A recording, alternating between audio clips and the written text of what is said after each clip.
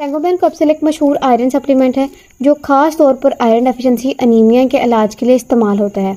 खास बातें सेंगोबियन कैप्सूल के बारे में कुछ ये हैं कि इसमें number 1 iron plus multivitamin formula है। इसमें फेरस ग्लूकोनेट आयरन होता है जो खून में हीमोग्लोबिन बनाने में मदद करता है। साथ ही इसमें vitamin C, folic acid, vitamin B12, copper, manganese भी शामिल हैं जो आयरन की अब्जॉर्प्शन और खून बनाने के प्रोसेस को बेहतर बनाती हैं।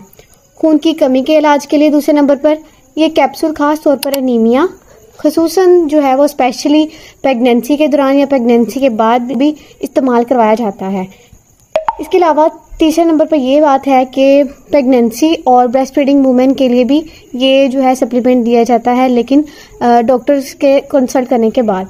कुछ साइड इफ़ेक्ट्स की बात अगर कर लें चौथे नंबर पर, कभी कभी पेट में दर्द हो सकता है, आपको कॉन्स्टिपेशन या कब्ज़ महसूस हो सकती है, तो या फिर आपको जो है वो ब्लैक कलर का स्टूल आ सकता है जो आम आयरन सप्लीमेंट के साइड इफ़ेक्ट्स हैं।